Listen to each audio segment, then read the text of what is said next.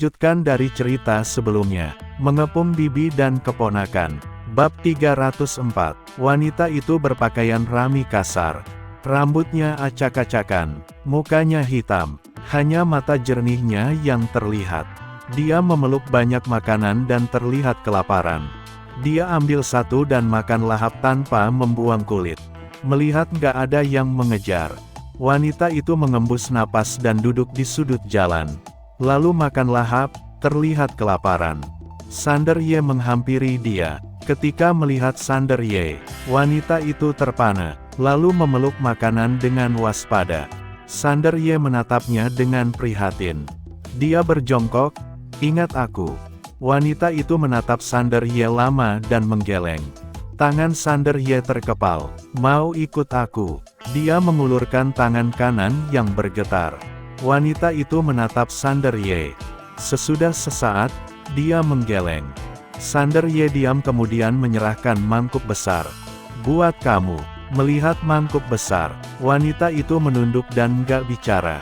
Sander Ye bertanya lagi, "Ikuti aku ya?" Wanita itu menggeleng, "Enggak." Sesudah Sander Ye diam lama, dia menyerahkan cincin penyimpanan. "Ada banyak makanan favoritmu. Kamu simpan dan makan perlahan." Wanita itu menunduk. Sander Ye berujar, "Aku pergi." Wanita itu tetap nggak berbicara dan menunduk. Sander Ye tampak sedih, lalu berdiri dan pergi. Wanita itu mendadak berdiri. Sander Ye berhenti dan berbalik. Tapi, wanita itu nggak melihat dia, melainkan pergi dengan memegang mangkuk besar. Sesudah diam sesaat, Sander Ye pergi. Keduanya berjalan berlawanan arah tanpa menoleh. Beberapa tetes manik jatuh ke mangkuk wanita itu. Dia menuju rumah batu. Dia menyimpan mangkuk dan memasuki rumah batu. Di dalam rumah batu itu, ada 4 ranjang kayu sederhana dan berdekatan. Selain itu, nggak ada perabot lain. Melihat keempat ranjang, wanita itu melamun.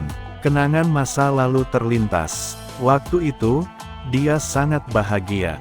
Seorang wanita masuk. Itu wanita misterius yang mengikuti Sander Ye. Wanita misterius berujar, "Dia masih mencemaskanmu. Jadi suruh aku datang lihat." Wanita itu berjalan ke samping dan duduk. Dia berbaring di ranjang secara alami. Dengan kepala di lengan dan gak berbicara. Wanita misterius berjalan untuk berbaring di samping wanita itu dan bertanya, "Kapan ingatanmu kembali?" Wanita itu berujar, "Pertama kali aku melihatnya." Wanita misterius tercengang. Wanita itu terkekeh dan berujar, "Aku nggak pernah menduga ketika pertama kali melihatnya. Kenangan masa lalu akan membanjiri pikiranku seperti air pasang." Wanita misterius bertanya, "Kenapa kamu nggak ikut dia?" Wanita itu menggeleng, "Aku pernah mencintai dan mendapatkan."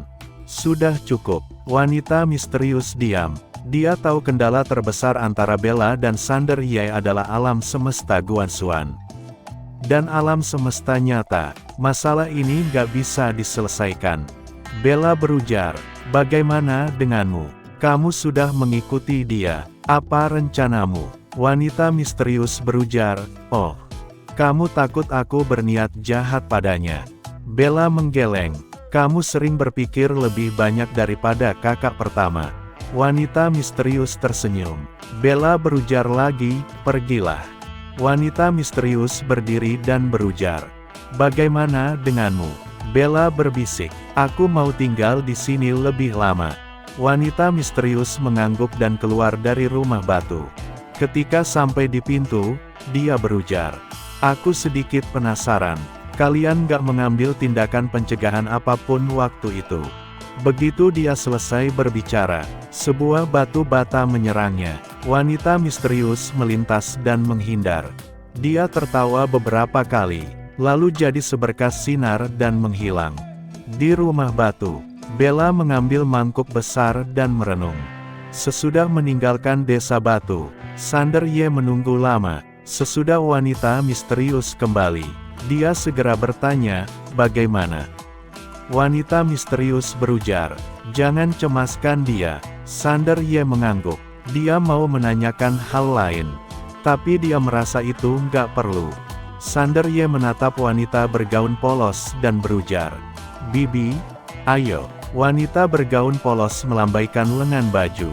Dia serta Sander Ye langsung menghilang. Dunia Botian. Saat ini seluruh klan Botian mundur ke perbatasan. Termasuk Darno Botian, sejak pulang dari alam semesta Guanxuan.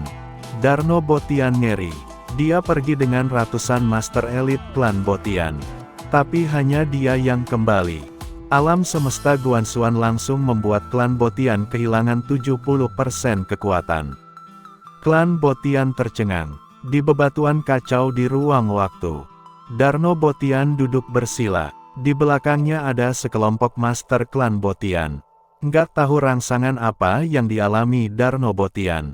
Dia nggak berbicara dengan anggota klan dan hanya berlatih menyendiri. Semua master klan Botian terlihat khusyuk dan takut. Begitu banyak master klan Botian yang pergi ke alam semesta Guanxuan. Tapi hanya ketua klan yang pulang. Seluruh klan Botian nggak menduga kekuatan alam semesta Guanxuan sedahsyat itu. Karena kali ini ada belasan kaisar agung waktu pergi. Sangat meremehkan alam semesta Guanxuan. Mereka nggak pergi ke alam semesta Guanxuan sehingga nggak tahu ada yang terjadi hari itu. Sesudah Darno Botian pulang, dia nggak memberitahu klan Botian tentang kejadian spesifiknya. Jadi, semua master klan Botian percaya pasti terjadi pertempuran mengerikan hari itu. Bang! Aura kuat keluar dari tubuh Darno Botian. Semua master klan Botian terkejut. Kaisar Agung Takdir. Aura Darno Botian masih meningkat.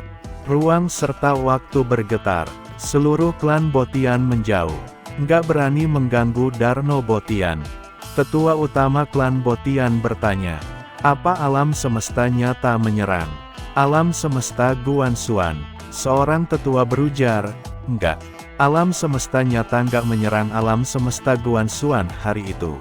Sesudah orang kita beraksi, mereka menarik pasukan." Wajah Yani Botian muram, "Kita ditipu." Wajah master klan Botian lainnya juga muram. Kali ini mereka ditipu oleh alam semesta nyata. Tentu saja pihaknya juga bermasalah. Mereka menggerebek alam semesta Guanxuan tanpa penyelidikan utuh. Alhasil langsung dibantai orang. Wajar saja kalau nggak ada yang berani angkat bicara mengenal hal ini. Karena Darno Botian yang memutuskan menyerang alam semesta Guanxuan. Ketua klan Botian berujar, "Aku baru dapat kabar. Sander Ye kayaknya pergi ke dunia bintang kacau." Kurto Botian mengernyit. Dunia bintang kacau. Ketua klan Botian itu mengangguk. Ya, Darno Botian bingung. Apa yang dia lakukan di dunia bintang kacau? Dunia bintang kacau. Bahkan Kaisar Agung seperti mereka pun gak akan sembarangan pergi ke sana. Tempat itu lebih khusus dari perbatasan. Ada berbagai macam musibah. Dulu, kompi penaklukan alam semesta nyata mau menaklukkan tempat itu. Akhirnya mereka menyerah. Tapi karena tempat itu bermusuhan dengan alam semesta nyata, maka alam semesta nyata nggak memperbolehkan orang yang berada di dalam untuk keluar. Jadi, pintu masuk ke sana dijaga oleh kompi ekspedisi alam semesta nyata. Ketua klan Botian menggeleng. Belum tahu. Sesudah berpikir, Kurto Botian bertanya, "Apa dia pergi sendiri?" Ketua klan Botian berujar, "Kayaknya ada wanita bergaun polos yang mengikuti." Kurto Botian memicingkan mata. Hanya satu wanita bergaun polos. Orang tua klan Botian itu mengangguk. Ya, Kurto Botian menatap tetua itu. "Apa kamu yakin dia hanya diikuti seorang wanita bergaun polos? Dan gak ada orang lain?" Orang tua klan Botian berujar, "Aku yakin. Kali ini dia ditemani oleh wanita bergaun polos. Dewa Budo serta beberapa master top alam semesta Guanxuan yang mengikutinya. Sebelumnya sudah pergi ke medan perang maya nyata. Hanya satu orang." Sesudah Kurto Botian berjalan bolak-balik, dia berujar, "Bunuh mereka." Tetua klan Botian itu tertegun. Kurto Botian berujar, "Ini kesempatan sekali seumur hidup." Orang tua klan Botian itu bimbang. lalu bertanya, "Kenapa?" Kurto Botian berujar, "Bayangkan saja, kali ini klan Botian mengalami kerugian besar di alam semesta Guanxuan. Alam semesta Guanxuan gak akan pernah menduga kita berani menyerang lagi. Bagaimana menurutmu?" Tetua klan Botian itu diam. Memang benar, tapi dia merasa ada yang gak beres. Kurto Botian berujar lagi, "Kali ini alam semesta Guanxuan yang sombong. Lalu Sander Ye pergi ke dunia bintang kacau dan hanya membawa satu orang. Apa ini kalau bukan sombong? Jadi, aku memutuskan melakukan serangan lagi." Mendengar perkataan Kurto Botian, semua master klan Botian terkejut. Kurto Botian berujar, "Panggil master elit dan ikuti aku untuk membunuh Sander Ye." Tetua klan Botian itu bimbang. Lalu berujar, "Tetua utama, kurasa masalah ini agak aneh. Apa kita tunggu ketua klan keluar pertapaan dulu? Biar dia yang memutuskan." "Tunggu apa?" Kurto Botian geram. "Ini kesempatan unik bagi klan Botian. Kalau melewatkannya, begitu Sander Ye pulang ke alam semesta Guanxuan, sulit untuk membunuhnya." Tetua klan Botian tidak berbicara lagi. Kurto Botian berujar, "Lienton Botian, apa kamu takut?" Liento Botian berujar, "Aku hanya merasa ini sangat penting. Jadi harus tunggu ketua keluar." Kurto Botian berujar, "Ketua lagi berlatih. Mana boleh diganggu. Selain itu, kamu juga tahu sifat ketua. Dengan karakter dia, kalau dia tahu hal ini, dia pasti akan duluan setuju." Semua master klan Botian diam. Karena seperti yang dikatakan Kurto Botian, kalau Darno Botian ada, dalam keadaan normal, dia pasti akan mendukung total. Kurto Botian berujar lagi, "Liento Botian, pikirkanlah. Sander Ye hanya berdua, nggak peduli seberapa kuat wanita bergaun polos itu. Paling hanya Kaisar Agung Waktu. Bahkan anggap saja dia Kaisar Agung Takdir. Lalu apa? Kita sekarang punya dua Kaisar Agung Takdir. Ditambah aku, kalau kita mau membunuh dia bukankah mudah?" Liento Botian tetap diam. Bisa dia lebih berhati-hati. Jadi dia berharap menunggu Darno Botian keluar pertapaan. Tapi Kurto Botian berujar, "Mana bisa mencapai prestasi besar kalau pengecut." Seorang master klan Botian juga berujar, "Memang menurutku kita bisa coba lagi. Lagi pula, hanya berdua. Biarpun Sander Ye berbakat, dia masih muda dan gak bisa menjadi lawan kita. Adapun wanita bergaun polos."